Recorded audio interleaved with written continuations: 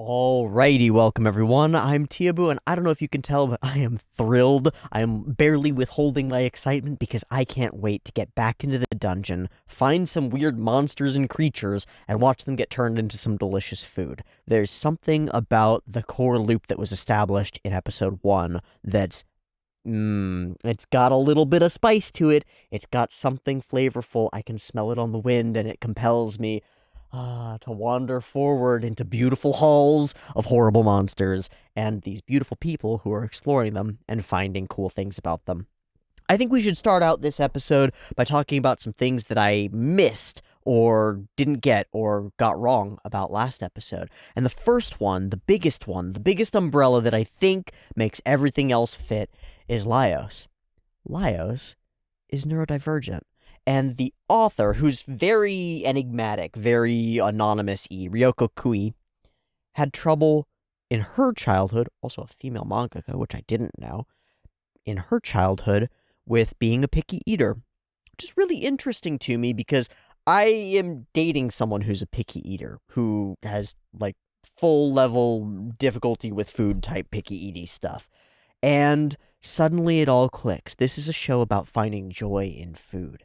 And it's coming from someone who struggled to find joy in food. And she's written a character that's not her at all. Laios is clearly not her. But from the perspective of one person who's struggled with being a little bit different, we have a character who's a little bit different. In a world that doesn't have words like autism or neurodivergent, Laios just gets distracted by his particular hyperfocus in the middle of a battle and can't think about anything except food while his friends and family are dying. And yeah, I think he might be a little bit on the spectrum, which is like a light shining on everything else in the show. I don't know how to describe it, but it's like waking up. It's like opening your eyes and seeing. Suddenly a lot of things make sense. A lot of our perspective makes sense. And it makes me even more excited to delve further into the characters that we're about to meet and come to really understand better. These core four, our fighting man, our thief, our magic user, and our dwarf, because in some editions of D&D, class is race and race is class, although, of course, our elf is a magic user. That could be weird. Our four are unique and really distinctly different from each other, and we don't know that much about them, and I'm really excited to know more about them. The second thing that I didn't understand is that the cleric is dead. That's a skeleton. We just gotta get the skeleton back so that we can do a revivify magic, and then we'll have a person again, and everything will be fine. But there's a time limit, so we gotta go. We gotta cook it, and we gotta book it, and emphasis on the cooking it, because if we're booking it, and we don't have the proper food, we're all gonna die again. Because we figured that out in the beginning of the first episode. Laios is kind of brilliant in a weird way. With those put to the side, I don't know that much about our other characters. I know that some of the rest of the squad has fled, and so we see them in the OP, and we'll probably see them later on and in other places. Sorry, I said OP. I meant opening, like the opening scene of the show, not the actual OP. We haven't had that yet. I'm really excited to see it. That was something else that I wanted to bring up here, is that I really hope that we get the OP here in episode 2, and that it gives me some more information to sort of dig my claws into to understand the broader picture of the show. I get the impression that this is the kind of show, manga, where for the first couple volumes, you can be totally happy living inside the little cave that they're currently in, step by step inside the thing. But once it gets to a certain scale, and there are a lot of volumes of this manga, I wonder if it branches out. I wonder if there's, like, mythology that comes into it, and world building, and cool things like that. So far, it doesn't matter. We're gonna go from cave to cave, we find cool things in the cave, we turn them into delicious food, we eat them. Perfect loop. Mwah. Delicious, could do it every day of my life for the rest of my life. But I wonder if the OP will hint at bigger things going on here in the dungeon. After all, we opened with big, broad world setup. It would be really cool to follow that through and have our characters doing something small and wholesome be the key to doing something big and grand. Does that make some kind of sense to you? I hope that this makes sense. I like to think of stories in this kind of a way, where, like, the small, tiny story that we're telling right now might echo out and ripple in an enormous way to expand and control the light cone of the universe, you know? Like, totally change the outcomes of all outcomes. I'd like that. That would be cool. If our cool dungeon cook people could save the world through cooking, I'd love it. If it doesn't do any of that, and we're gonna pull back from that whole idea that I've just laid out, giant, broad scope, everything. Okay, throw that away. Bye. If we don't do that, then I want to really hone in on the beauty and the delightfulness and the world changingness of individual interactions, because those individual interactions, when you meet somebody and give them a delicious piece of food or hand them a piece of a weird fruit from your gauntleted hand, those interactions can change their world.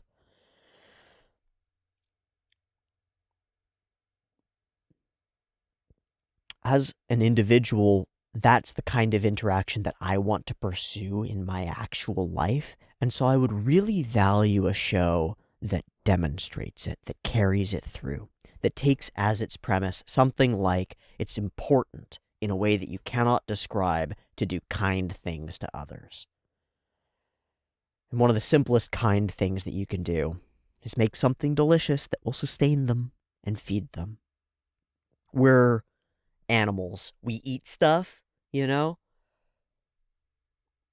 Sharing the stuff that we eat, the stuff that we need to survive, is like the most base level of community building that we can really strongly engage with.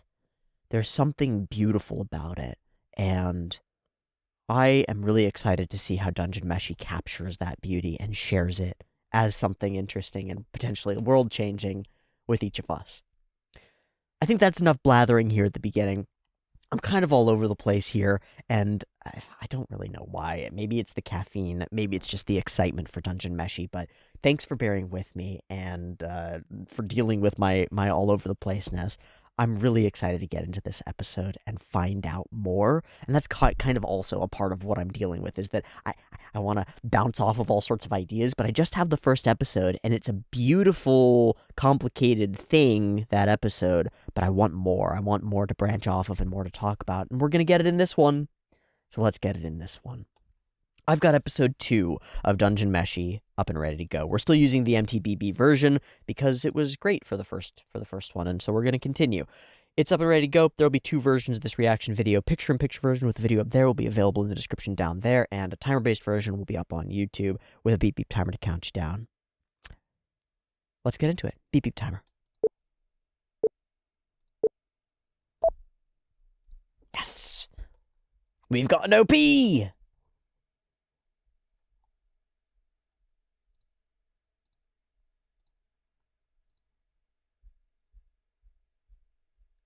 Oh, okay, so this, I thought this was the ED, because we got it at the end of the last episode, but it is the OP. Okay, cool.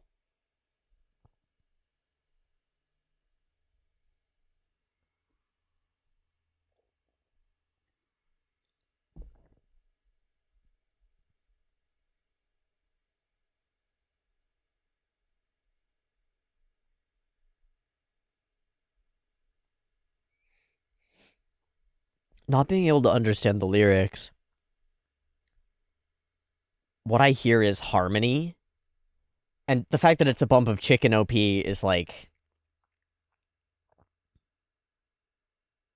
they have this element of like pure wholesome peacefulness and a driving energy toward it.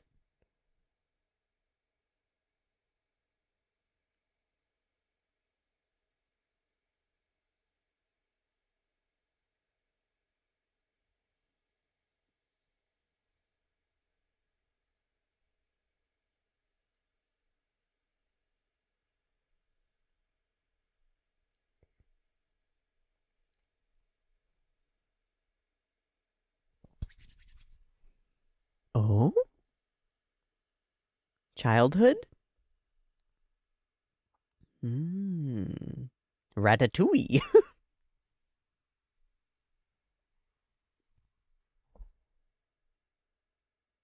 Fuck.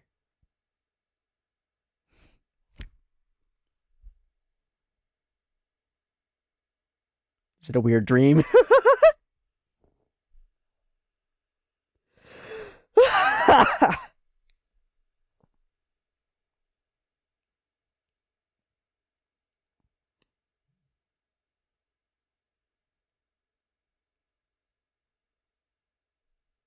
Oh. How dare they? How dare they have bacon? Hmm?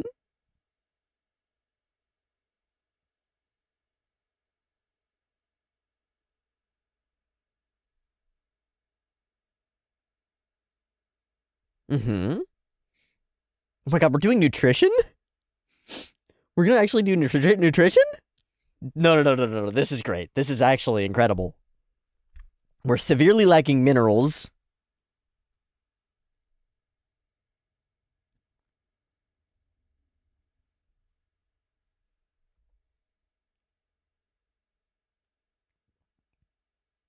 Oh my gosh, we're gonna do nutrition informed hunting and gathering?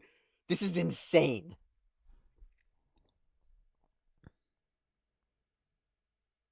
Hmm? Oh. Cockatrice? Okay, never mind.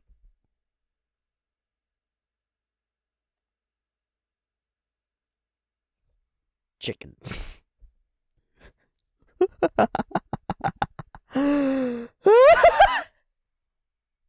Yeah. More flavors. Simplicity, simplicity. Cool. Reptilian features. Dangerous. Yeah, they're so dangerous. Oh, there are cockatrices. So what's the difference? What's a cockatrice? Oh, wait, I want to know what the difference is. Now I want to know what the flavors are. God fucking damn it. This is where it gets me. Those are weird shaped eggs. Fucking awesome. Protein, saturated fat, cholesterol. Yummy, yummy, yummy. Oh, whoa. They don't turn us to stone, do they? Oh, fuck, they're big!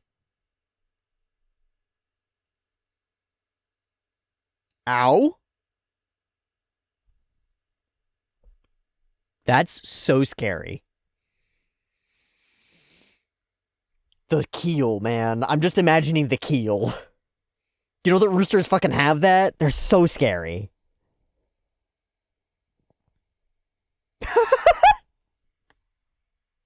Of course it's her that gets chased around.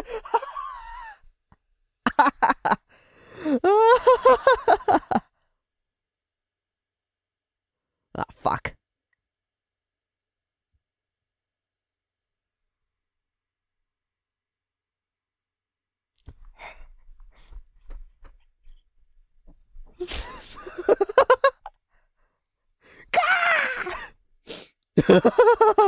Yeah, we don't know him. We don't know him at all. Fight that snake tail.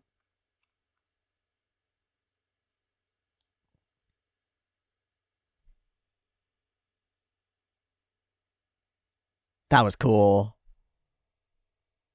Oh, so gorgeous. I want to go look at that sequence again. The animation as we move through the basilisk and around it.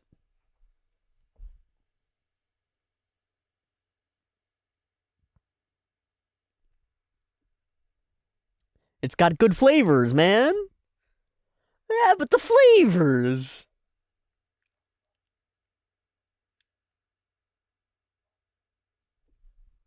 This is what we're here for.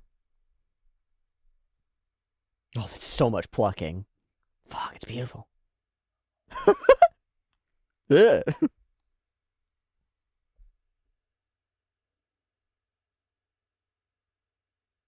Nice. Roasted it on an axe.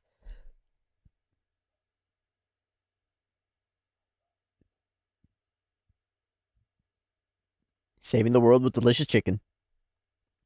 Oh, it's brilliant. I could die now. I could die happy.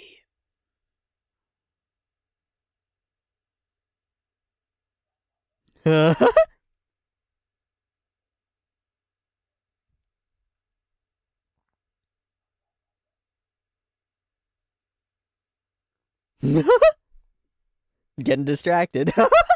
I cast with you.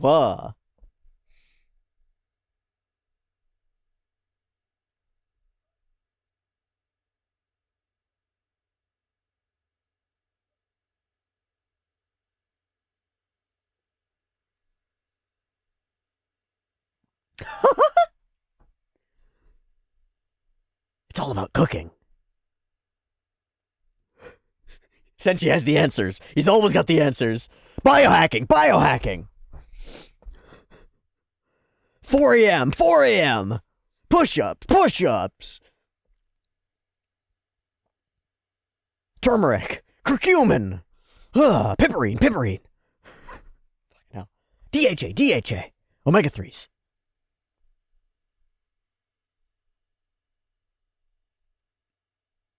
I honestly vibes that. I feel that really. Yeah. Senshi just as an influencer is really funny to me.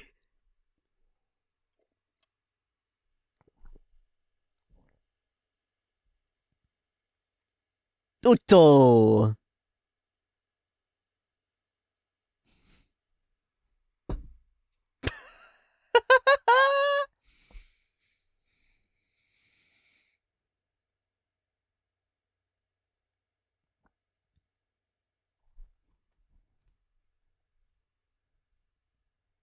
Yup.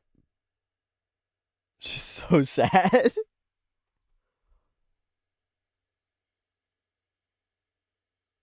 Oh. We don't need you. Okay. Oh, what are you good for, magic user? She's feeling useless. Veggies, veggies, veggies. Gotta have nutrients. Oh, screamers?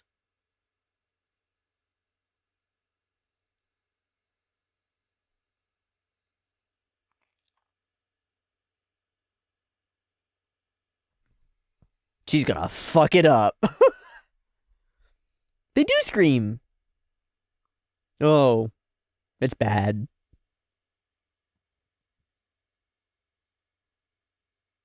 Earplugs?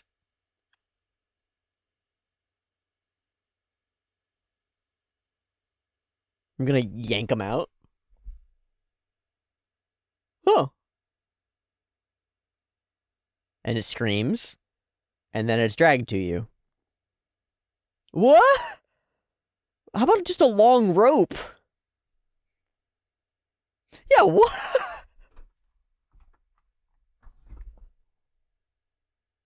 Yeah, a long, long rope.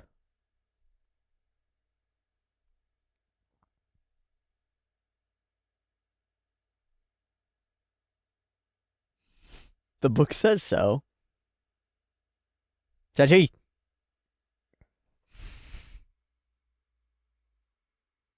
Oh, it's fine.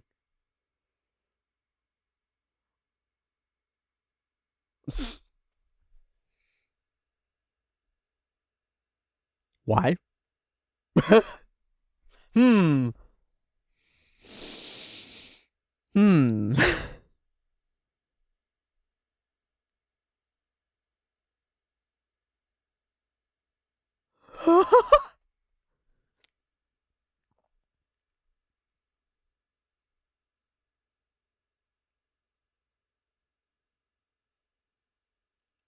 Unless maybe the people writing the handbook have never been here.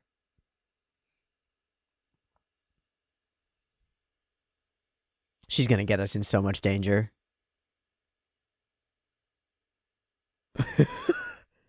Oh no. You were wrong. We were wrong. You were so right. Did she have like Rose of Versailles eyelashes there?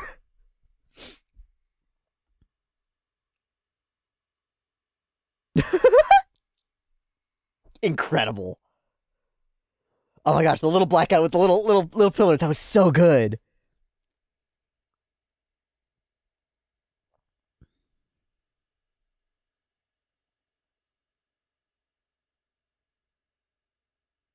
A place you can't hear the screams from?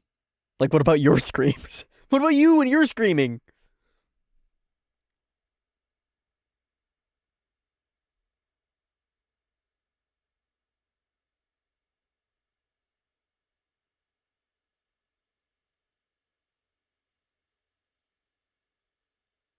Oh, you got one.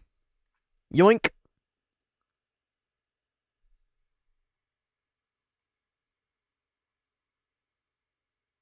Oh, fuck. Killed the bat. Oh, fuck.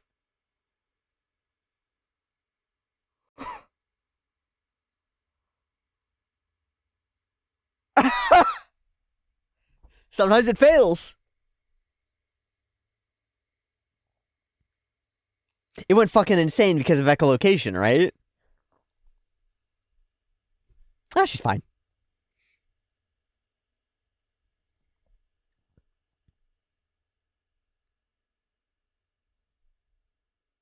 She really wants to prove herself.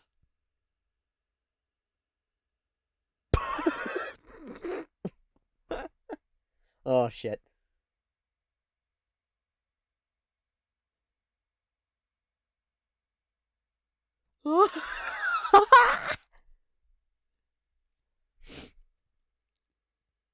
Just pure honesty. Chilchuck. Oh.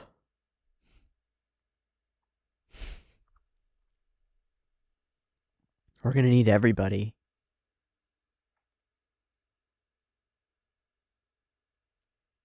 Hmm.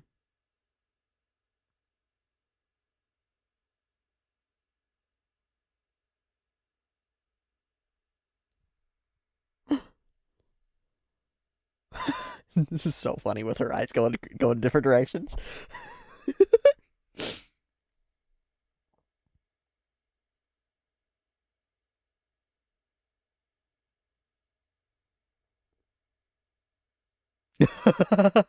Say it like you mean it. Yeah, we got meat, we got veggies, we got eggs.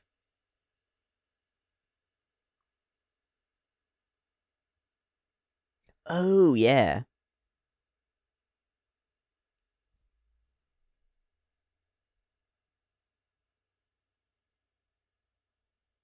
What?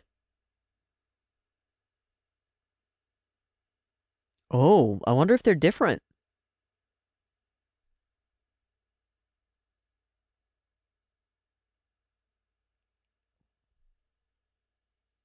I'm guessing it's kind of like a parsnip or similar. Yummy. Fuck.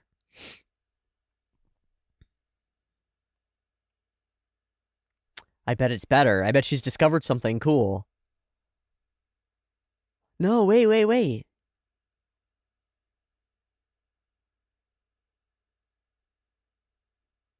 Huh. Maybe they release like a toxin. Oh. I was thinking a toxin when they get cut off, but the other way. Whoa.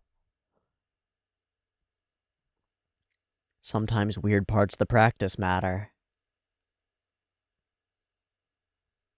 But information's information, and it turns into delicious food.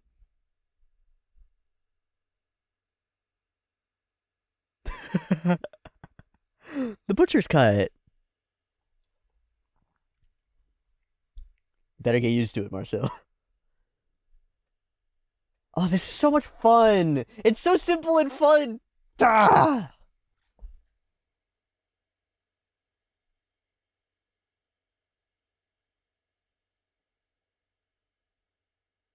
Nice. Thief stuff.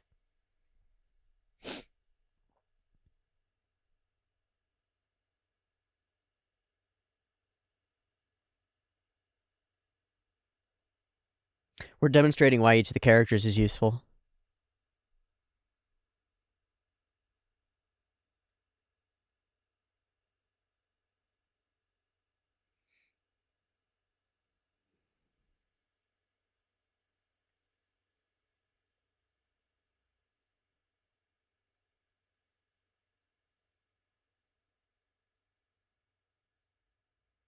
Wonder if they're pressure plates for those things to shoot stuff at you.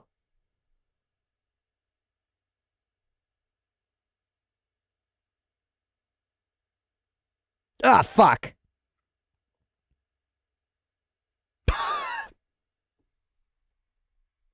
I forgot! But I don't like it.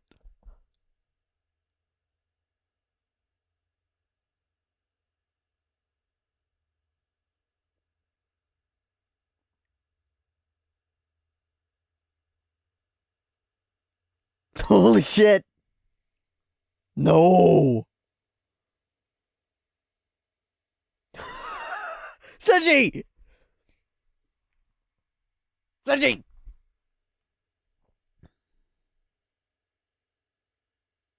Is he thinking about cooking? He's got to be a beast. Karage.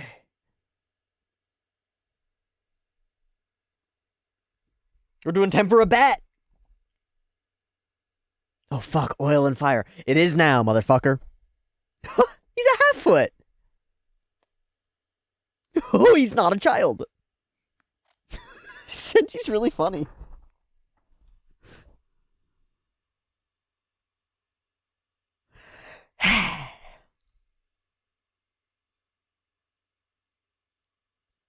No. Okay.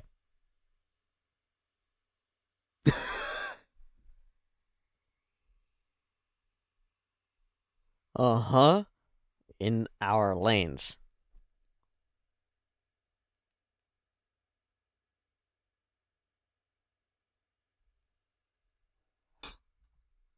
Reasonable.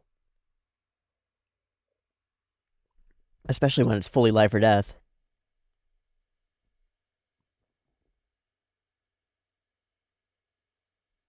Mimics? Oh my god, don't fuck around. Thank you.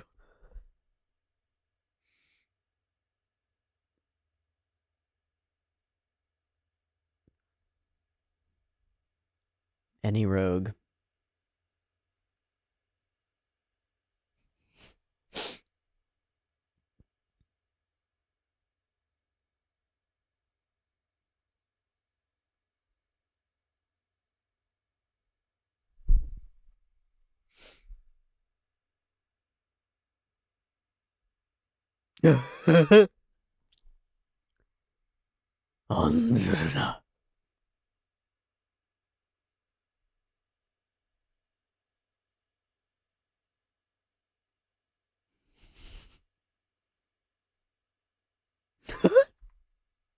What? 180 degrees Celsius? What do you mean, the type? Oh, you don't want to deep fry in olive oil, man.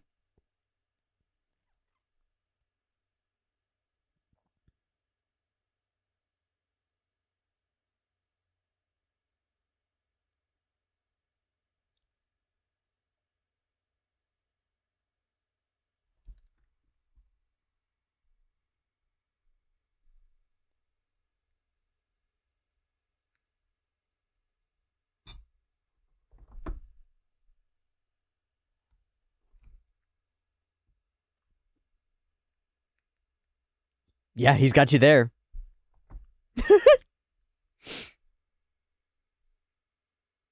Yeah, the smoke point can be anywhere between 165 and 240. You do not want to fry with olive oil. That's fine. I'm mad. I'm upset.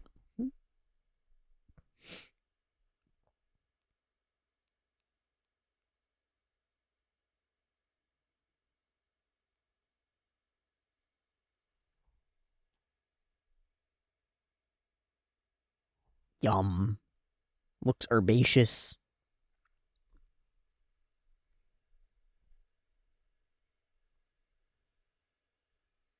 Ah.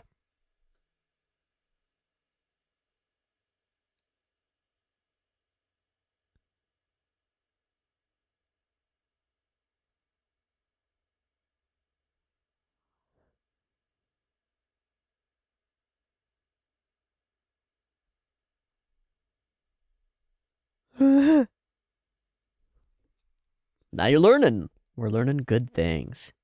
Oh, there we go. We've got our test.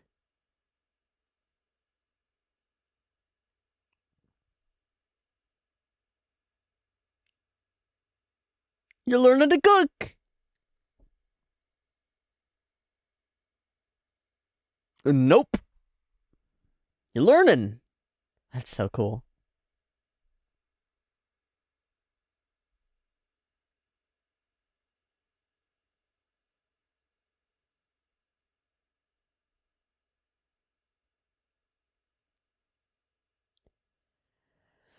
Yeah.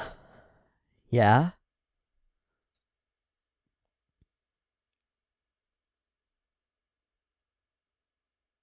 Oh. Fuck.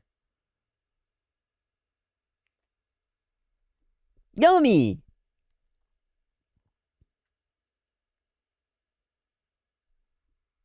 Thanks to someone.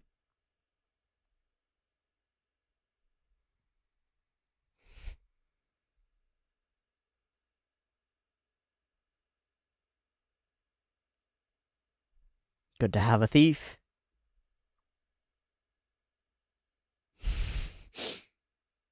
100%. That's why he had you do the job, because he respects you. Oh my gosh.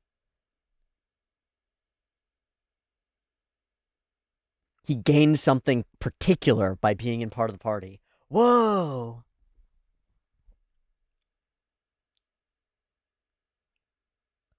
We all benefit.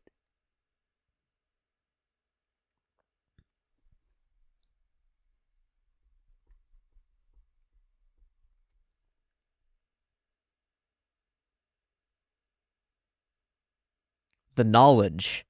The knowledge. And the connection. Whoa. Oh, we have an ED.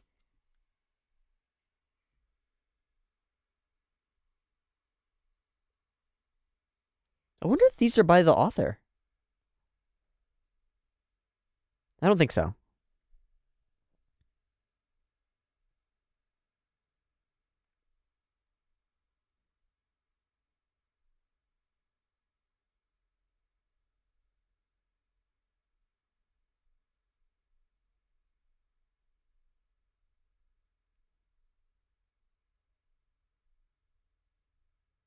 That's the swordsman guy.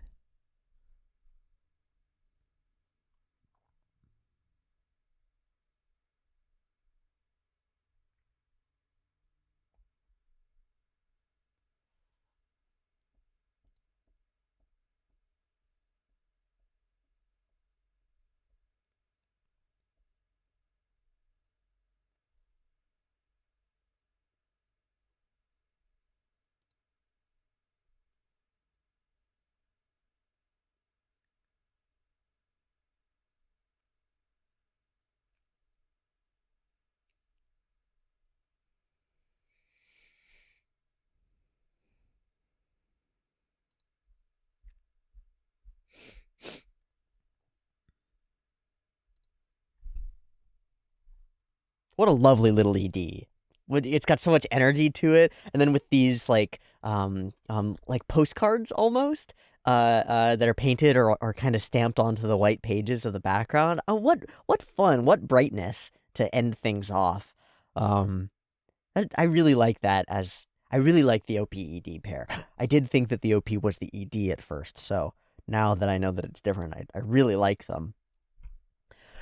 Okay, coming into episode 2, my hope was that we would explore our characters a little bit in the midst of finding cool monsters and making them into delicious food. And I think we've really knocked it out of the park here with a focused portion on Marcille and a focused portion on Chilchuck. And a little bit, like, Senshi we met first, so his introduction, when he first shows up and starts cooking for us, immediately introduces us to the idea and our understanding that Senshi is valuable. Like, his knowledge of how food works, clicked, done, no problem. And Laios is sort of our, like, perspective character. Although, to be honest, it seems as we go on that it might be more like Marcille is our perspective character. I'm kind of curious about that. I'm not sure. But it's really a perspective team, and that's the part that I didn't it didn't click for me yet. This is not a group of different characters. This is a team. And so when we investigate each of the characters, we're not doing it to investigate the character as a character. We're not diving deep into Chilchuck's backstory, not right now. Maybe later, but not right now. What we're doing is we're investigating who he is in respect to the team. And we do the same with each of them. Marcille, we've done it with Senshi, and now we do it with Chilchuck. Who are you to the team? And that sets the bar. It presents us with, like, what's the unit that we're following? It's the squad. It's the squad, and it's about squadness. This is about people interacting, and we tie it together with meals with different pieces of different elements in them, right? Like meat and bread and vegetables and other things. You put it all together, and it's the blend of different flavors that creates interesting flavors. So the episode does the exact same thing. One of my favorite things is when a piece of storytelling does what it's talking about, like practices what it's preaching. Like it's not a preacher, but it's a piece of media. And inside the piece of media, the characters are interacting in a certain way, and it's doing the same thing to me. That creates this sense of like, oh, everything clicks, click, click, click down into the thing. And it makes me feel like we're standing on solid foundations. Because the emotional journey that I go on mirrors the emotional journey that the characters go on. And so I cannot help but believe it, right? There's no distraction from their emotional journey. There's no sense that that might not be right or something about the writing might be incorrect because I'm on the journey with them. I'm doing it with them. So the show is demonstrating to me the power of colliding forces while the characters are learning the power of colliding forces, while they're feeling and tasting the power of colliding forces. And the emergent properties of each of those collisions generates novelty and intrigue and joy for the characters, for the group of characters, and for the me watching the show, right? So it all stacks up, kind of. That tells me it's an indicator. It indicates that the show's cool, that it's written by humans for humans, that it's made for purpose, that it's a delicious meal made by somebody who cares, who's handing it, reaching it out, saying, here you go. And there's something powerful about that. There's something powerful about being given a gift like that, something prepared for you to be delicious. And whether it's an audio-visual extravaganza of beautiful food and cute characters and narrative all woven together, or an actual meal, croissants and delicious baked goods and whatever, it's a human putting effort in to make something for another human, and it's powerful. And it executes that like 3 times over the course of the episode. So if we didn't get it the first time, we'll get it again. I think it's really powerful. I think it's really cool. The show is chock full of little characterizations, little moments of animatedness. There are a couple that stand out to me. One of them is coming up in just a second as Marcille is excited about the food that she's about to receive from her mom in this dream sequence. She does like a classical, yeah! And I know that this is like, okay, this is a really simple animation thing, the kind of stuff that you see little cuts of clipped on Twitter or elsewhere, and it's fine, and it's nothing, right? It's a day on the job for an animator, but it breathes life into the character, and it reminds me of what we're doing here. What is anime? Anime is taking things that aren't and making them live, and these people are bringing these characters to life and infusing them with joy and wonder and emotion. And that makes it possible for us to connect with them. And I'm really grateful for that, like, attention to detail and care that's gone into the show. I said in the first episode, this is not free run, and it's not, and I'm glad that it's not. Free run is also a highly detailed, creative work thing. But this, it verges toward erring toward funny and fun and joy, and that's very human to me. I really appreciate it. So I don't want to get stuck talking about one little cut of a character being like excited, but I think of myself trying to express how excited I was in the beginning of this episode and stumbling over my words a bit, and I see her being so overjoyed by this thing, and it's like there's a mirroring that's happening there. There's a match, and I love it. I'm grateful for it. All your favorite monsters. They're disgusting. Ugh. Bread, dried meat, wine, and we're missing some stuff. We're really missing some stuff. We can do fat, we got carbs, and we got proteins. We have macronutrients, but we are severely lacking micronutrients. Vegetables, minerals, vitamins. Yeah, that's tough. It's interesting. It's extremely fascinating. Oh my gosh, statistics on nutrients in the body at time of death, as told by resuscitation specialists. Whoa. Okay, so a reviving specialist is determining who has nutrients, what nutrients are in them when they died. That means that this is skewed. That means that this is inevitably skewed. That this means that the adventurers who die have lack of vitamins and lack of minerals. There may be successful adventurers out there who are cooking dungeon monsters and making a full meal. In fact, that might be the secret to their success. It might be their full vitamin profiles. Malnutrition, the great divider of peoples. And it is. Let's not fuck around. Malnutrition, the inability to get the nutrients that you need, or worse, the... How do you even frame this? The pushing out of nutrients that you need because of the ease and profitability of selling you powder goop. Yum, powder goop. Here, have it. It doesn't have the nutrients that you need. Malnutrition is fucking bad news. It changes populations. Like, general intelligence quotient goes down. General height and strength and lifespan goes down, especially when you get childhood malnutrition.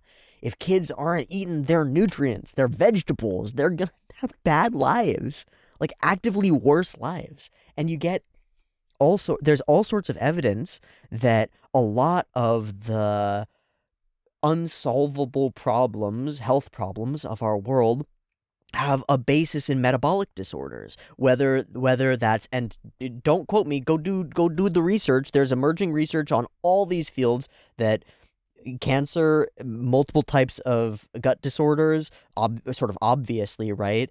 And up through to Alzheimer's are all metabolic disorders, cell metabolism disorders that may be directly linked to your overall metabolism as a creature. And I think that the research that's going on in that space is kicking the doors open to a world of health optimization that we had no clue about.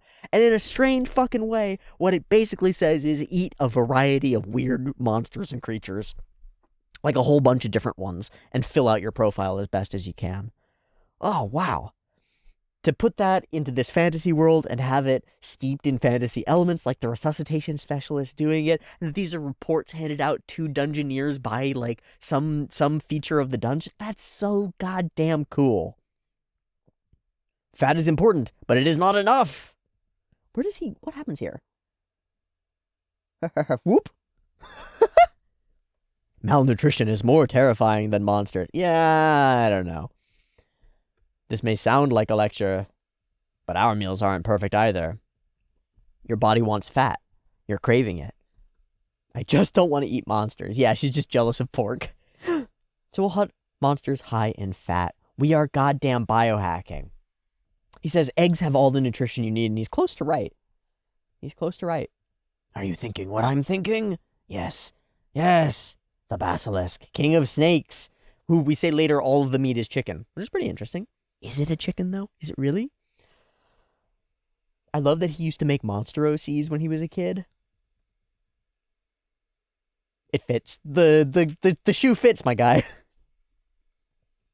Yeah.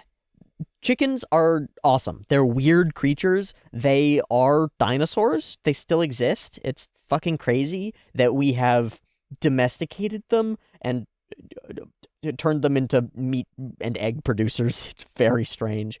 They're also terrifying. Like, fighting chickens are some of the scariest creatures on the planet.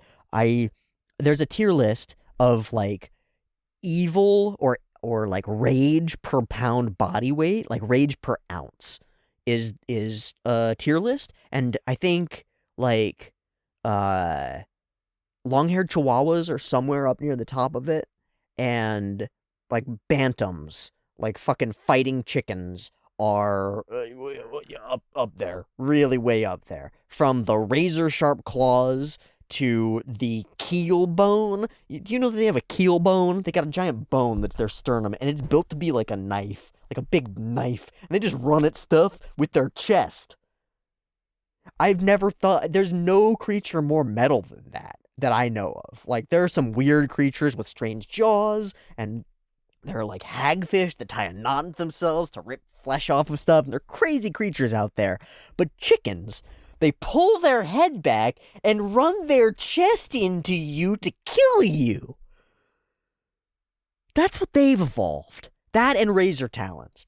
Insane creatures. Insane creatures.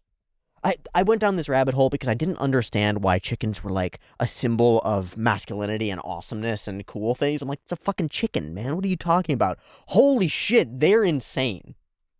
Bonkers. Bonkers birds. But also there's a cockatrice. I love this. I wonder what the cockatrice is. Another kind of snake-tailed animal. Because, I don't know. I don't know. I wonder if any of them turn you to stone. I dream of comparing their flavors. Why? Why though? Well, it's his hyper-focus. It's what he loves. It's his special interest. That's the word I was looking for. All right. And they're here, and there are enemies. I like this scene a lot. It's simple, it's straightforward, but there's the danger appears, and then we have Marcille as the like comic relief in the midst of it, and then our characters determining what to do, and then we execute a plan. And there are a couple of moments where we go from, how do I put it, like standard comedy anime level animation to like, we're an action show now, and we demonstrate the trigger can do it, which gives this fun feeling of a lot of breadth, a lot of options for the show to take. I really appreciate that too. When we enter into a fight and it could be funny and silly, or it could be like a cool, whoa, that was neat, well executed, cool plan thing. It creates like a roll of the dice when we enter into scene. There's less predictability in how things play out, and predictability is like the antithesis of enjoyment in lots of ways. Sometimes it's not. Sometimes being able to predict things is great, but that's not what I'm talking about. When the scenes get overly predictable and we're just going to do a comedy scene every time that a monster appears, it loses something. It loses some of the what could happen next. And I love that we have a what could happen next, because we're able to do both. True terror into hilarious comedy, and then running around screaming and you know.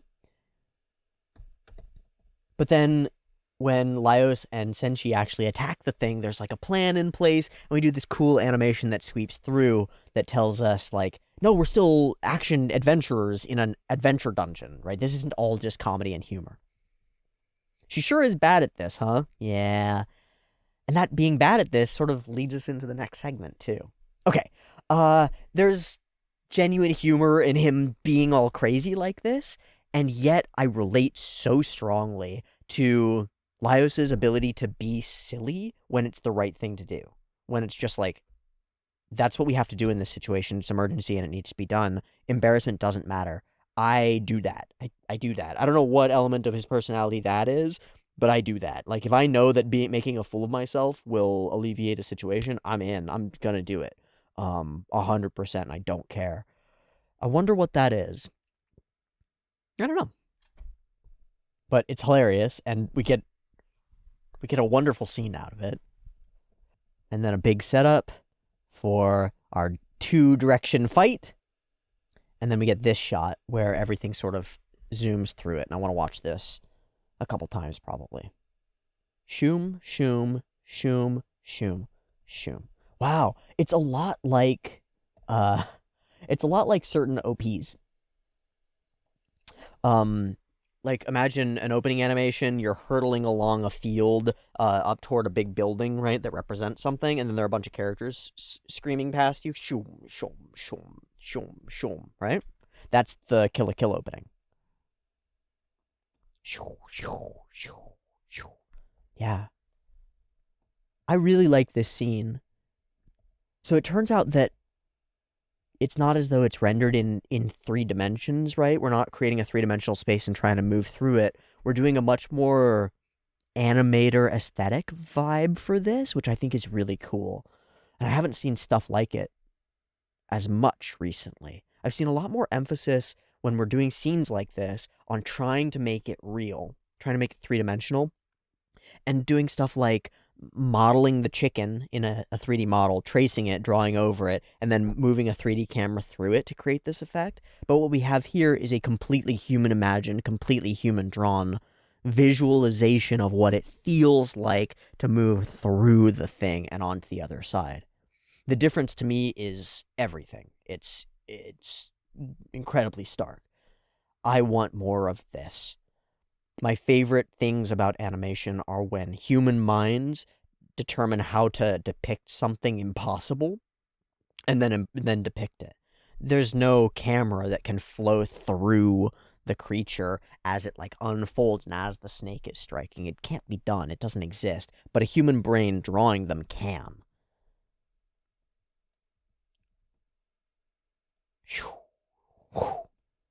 And the result is far more interesting to me. I wonder who's responsible for that and if I've seen their work on other things. I don't know.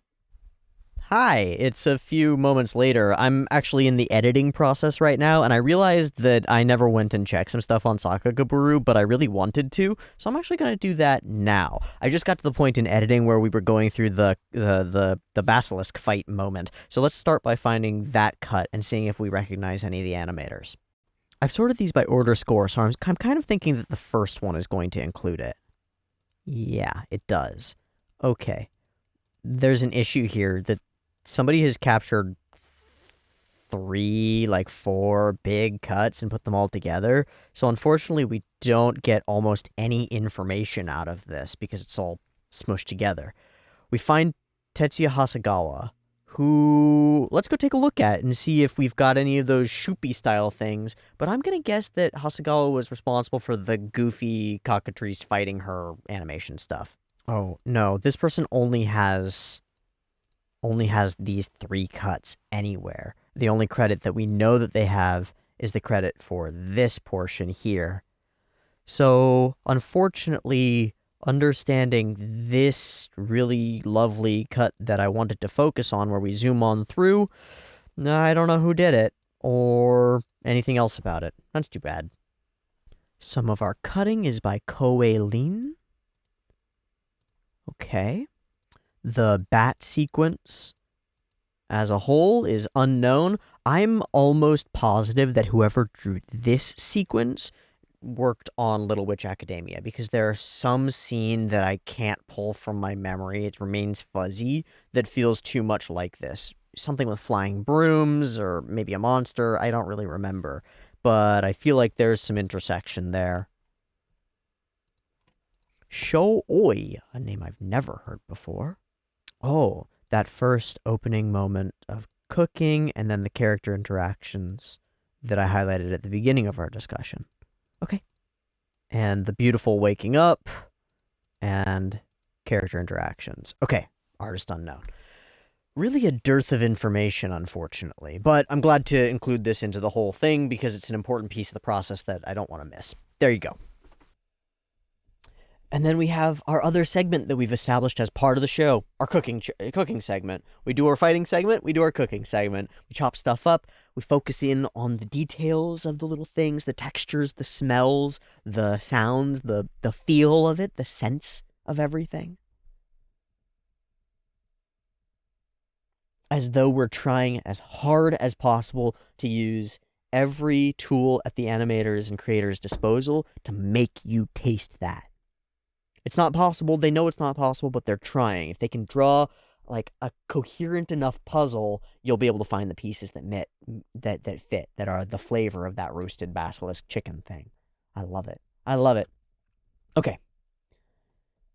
How do we become strong enough to cook monsters like you? Well, I don't really know. It's kind of hard. You gotta train and stuff. Senshi has the answer. Eat better. Work harder. Do everything. Rethink your circadian rhythm, and engage in proper exercise. So, I love media that has a message for its viewer as well. I love it. I love it greatly. Things like Dumbbell Non-Kilo from a number of years ago. A cute show about characters wanting to get fit that actually engages with fitness in a coherent way and without reproaching them, without insulting its audience, invites the audience to join in the activities and the exercises. I think that's a method of communication that really has the potential for grand impacts. When I was a young boy, I watched a little show called Hajime no Ippo, and it took maybe 50 or 80 episodes before I really got to the point where I started training. Not to box, because I wasn't there yet, but the journey that Ippo went on when he was working with his parents and gaining this fundamental strength mirrored some of my work with my dad, physical labor and stuff. And his drive to train, to do his road work, his jump rope, his push-ups, other exercise, drove me to train too. And I don't think that I would have the body and physical fitness and general health and stability that I do today if it were not for that piece of media introducing the idea to me. There's something similar going on here, and I think, like that young version of me, it might reach people who would otherwise not be reached by it. People for whom health is a black box that some people seem to know how to operate and others are continuously lied to from every direction. It feels impossible sometimes. And statements like this, rethink your diet, improve your diet, rethink your circadian rhythm, and engage in proper exercise. Those are the foundation. Simple. Here's as simple as it can be. I think that's powerful. I think it's really powerful. I wonder, in a way that there's no polling apparatus to find this out. There's no way to understand this. I wonder how many people have made even incremental changes to their diet because of this show or this manga. I don't know. Don't know. But if they have, then I wonder how much their lives have changed because of that. And then off the back of that life having changed, I wonder how much they are capable of contributing to the other people around them, to themselves, to their world, to their environment, to their pets, to the nature that surrounds them. I wonder how much better they are at those things because they've changed their diet incrementally, included a few more vegetables, did a little bit more exercise, tried to get a reasonably straightforward circadian rhythm ironed out. It's unclear. I don't know. I've been thinking a lot about ripple effects and how small things can make big changes. And this is not a small thing. This is a piece of media that's been broadcast out on a broad stage to millions of people who've enjoyed it greatly. This is not a small thing. Not a small ripple. I wonder how many ripples it has created in turn. I can't imagine that any of them would be anything but positive. What a thing. What a thing for one creative person, to come back to where we started with Ryoko Kui, one creative person who had an element of their life that they struggled with, creates a story and draws it, makes it alive in some way. And it affects people. It affects them, even just laughing at it, even just anything, its connection. It affects people such that we end up here with it being created by a top-tier anime studio and broadcast to the world and becoming very popular globally. What a ripple. What a strange thing to watch expand.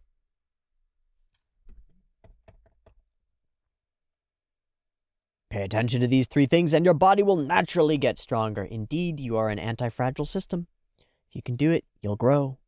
Let's do our best too. And so we've inspired them, at least just a little bit.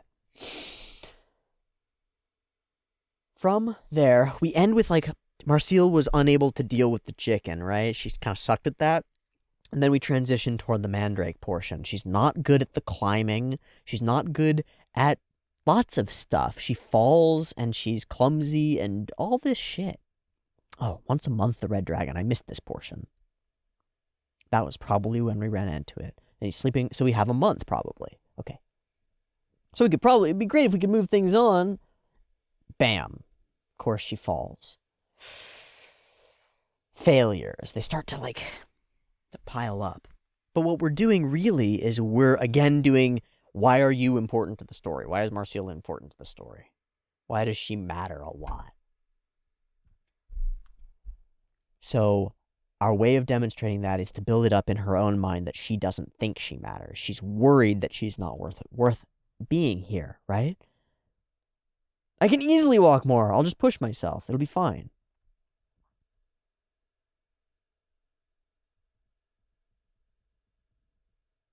But now she feels excluded and pushed away, not a part of the team. And our whole idea is teamwork, right? A meal that all works together.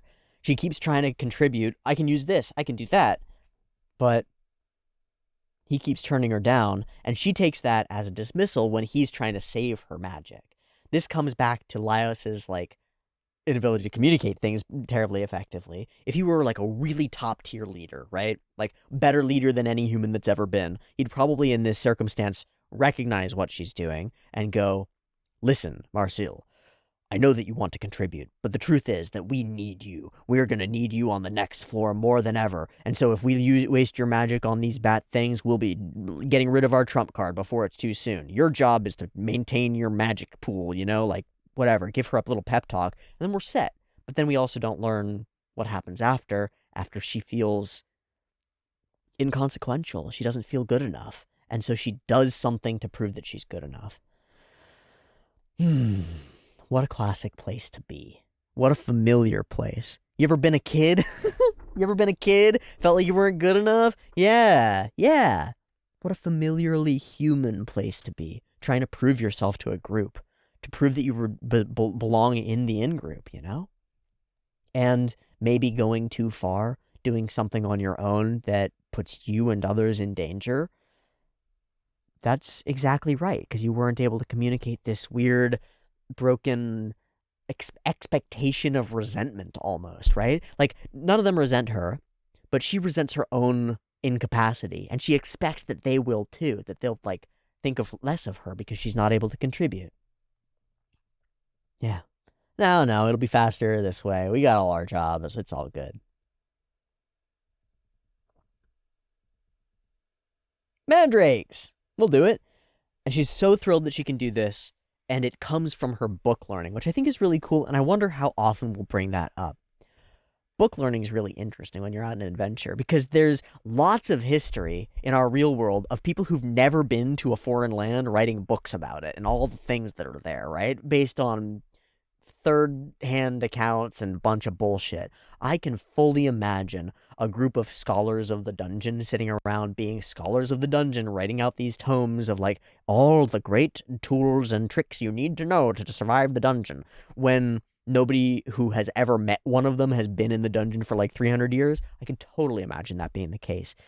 But that's not quite what we do, because there is truth to the weird method that's in the book. Still, it's a weird fucking method. You know what it actually reminds me of? I've got it. It's more than that. It's better than foreign people writing about foreign lands. Sword fight manuals. That's it. Fucking sword fight manuals. Play your pummel off and end him rightly. Insane shit that doesn't make any fucking sense, that no actual sword fighter would do. But Jim Bob Bobo, who is just trying to sell pamphlets, He's going to write a cool thing, and he's going to teach you how to do the spinning flip that every anime character does with a sword, and you're going to get dead. You're going to get dead, but he's going to sell like 3,000 pamphlets because his fucking pamphlets look cool, and they teach you the spin flip of doom. The spin flip of doom! So, like, the Mandrake dog situation feels like a spin flip of doom, where it's just the thing that sells books, and not actually a good idea. But it sets up so many layers. It's like a tension between experiential knowledge and book knowledge, and a tension between things learned outside of the place and things learned in the moment of the place, which is fundamental to, like, magic, which is a known art, probably, at least for her. There are lots of layers here. It's cool. All of those layers feed into this tension where she's certain that her way is the best way. And because she's got this motive to prove herself, she wants to prove that the knowledge that she brings in this book is valuable and all this stuff. It's really cool. It's a really clever little piece of storytelling that organizes our character motivations so that they're in exactly the right cross purposes to generate a new understanding between the characters. Okay, so let's move through it. They scream when you pull them, so we're going to have to do a dog with a rope, and it'll be totally fine. Good dog, and the dog will die. What happens to the dog? Oh.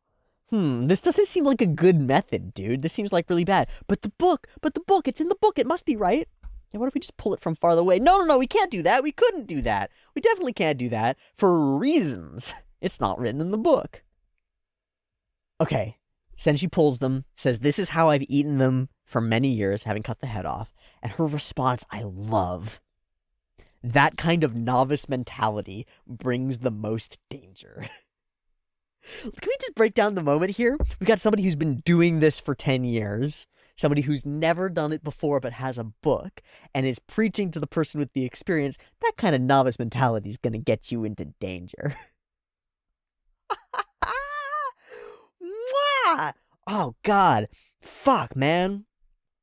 Jeez. It's like the journeyman electrician who just got their certificate comes in with their big manual, and they're talking to the electrician who's been doing electrical for 15 years and goes, "But the manual says to do it this way." And the guy goes, "Okay, you're going to get shocked. You're going to get fucking shocked. The dude who wrote the manual has been a bureaucrat for 50 years. He hasn't seen a wire in his life." I know how to run the wires. You don't. The manual's stupid. That kind of novice mentality brings the most danger. The gall to say this to an expert. The gall. The sheer stones, Marcille. It's beautiful. Have you ever even tried? Of course not.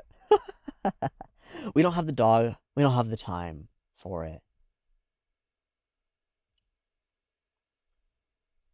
But he's right. It's not convincing, so I'll have to try it myself. I'll back it up with experience and go off on my own to somewhere dangerous to do it.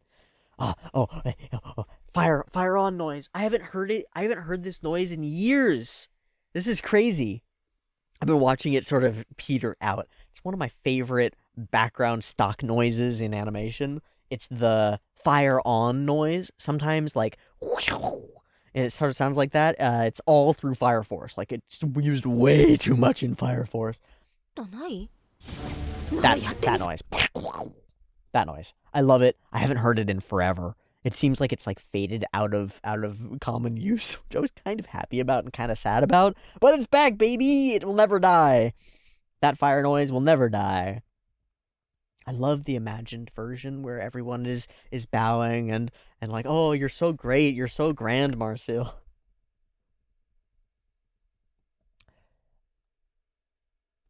The cut with the basilisk is really cool, but I think my favorite frame of the show is this one right here, where she just acquires a little pillar of light and sort of shuffles through it.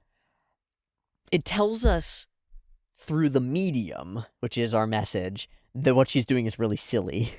And it's perfect. It's perfect. I don't even know how to describe in words all of the vibes that this gives me. She's like a mouse sneaking. She's like a little character, little creature, a little slug almost. Like, whoop, whoop, whoop. I don't know. It's just perfect. She's isolated. It's beautiful. So we set up the big bat nest, fire off a fireball, and it goes screaming. I really like the animation on the bat whipping around here.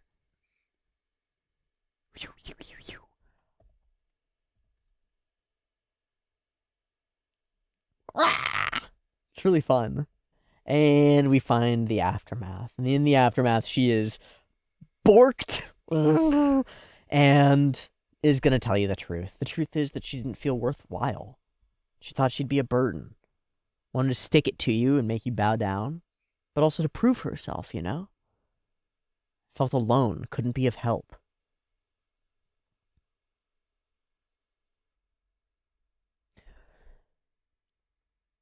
This might be the most important moment of the show. That we establish that our characters, if communication breaks down, they want to reforge. It's the most important part of most relationships. Because no relationship is going to exist without conflict or struggle. No partnership, no team, no friendship. There's going to be struggle. So it's that ability to reconnect and to strip away the layers of uncertainty and fear and pretending and get down to the root emotion that's really pulling us apart. If everyone in a group is aligned toward doing so, toward figuring out that emotion and bringing it back in, infusing it into the whole, making it part of our strength, then we grow stronger. And if they're not, then we fall apart. And I think that's true of any group, any pairing, any conflict, any relationship. In conflict, if you're dedicated toward rebuilding, you will. And if you're not, you won't. Our characters are dedicated to each other. And when it gets down to it, once we pull aside the part like, I wanted to stick it to you, the vengeful, and we get down to what it really means, feeling alone, feeling scared, feeling disconnected. If we can empathize with that and accept it and bring that person back in, then we're stronger. Stronger and stronger. And our characters do.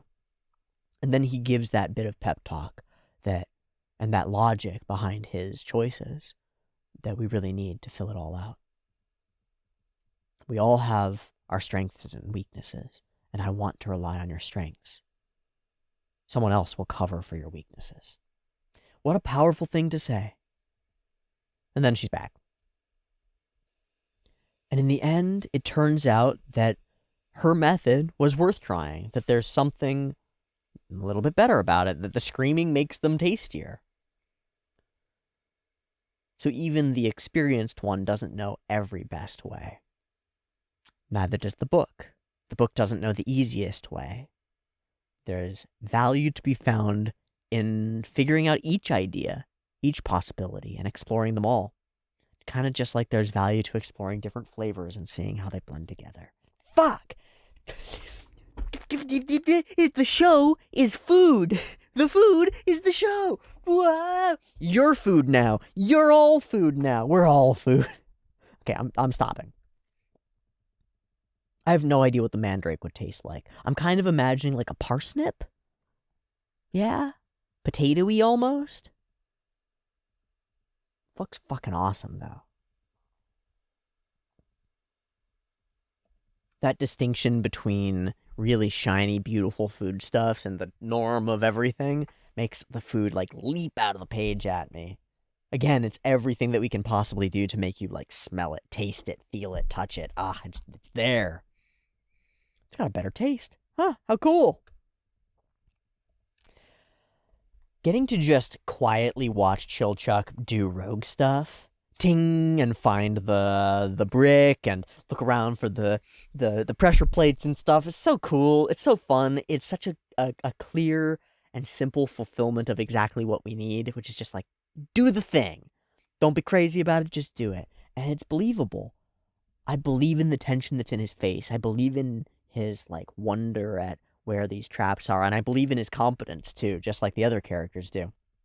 The tension that this generates around Senshi produces a different lesson, which is stay in your lane a little bit. Everybody has their expertises and should stick to them, but we get a coherence at the end of that too, a little bit of blending, where yes, you should stick to your lane so that you don't upset other people, but learning about other people's lanes gives everybody more capacity. Now Chilchuck can cook a little bit, and he values that, and now Senshi can utilize the traps a little bit, and he really values that. So by sharing ideas, by sharing information, and to what extent you can, by sharing, like, the stuff that would be yours exclusively, which makes you valuable, right? So you don't want to share it with others because then you're not valuable to the party, right? This is a real problem in the real world right now when it comes to skills. Skills are worth money. When you're a skilled person and there are more people who have the same skill as you, your skill is worth less money. So you're actually perversely incentivized not to teach other people your skills. Isn't that a bit of a problem?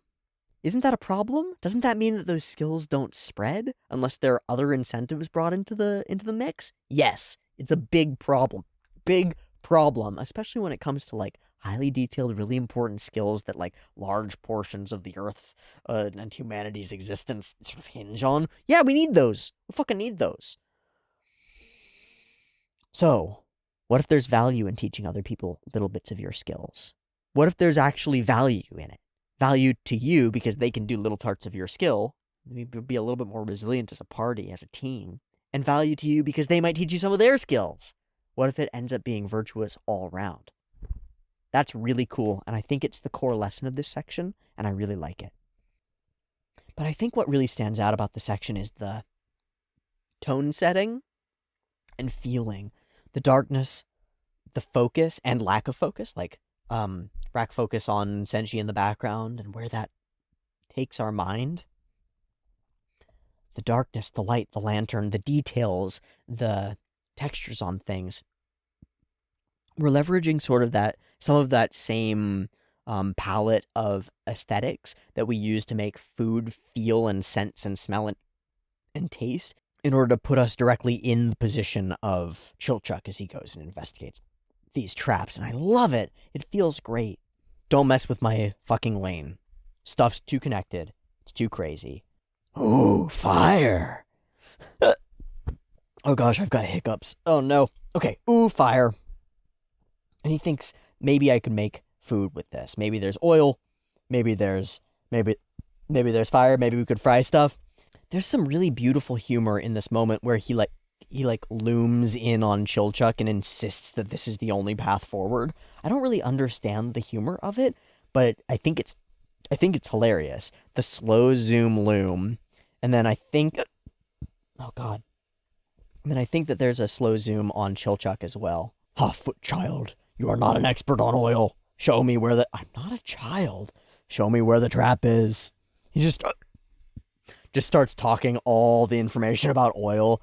Senshi's a little bit off too. In exchange, follow my orders around the traps. Okay, deal. No problem. Also, we get this moment. We all have a role. Yours is cooking. Mine is detecting traps and picking locks. Marcille's is magic. What about Laios? Fighting? I don't know. So we get some insanely hot oil. It's olive oil. I'm not going to focus in too much on this. Don't deep fry with olive oil.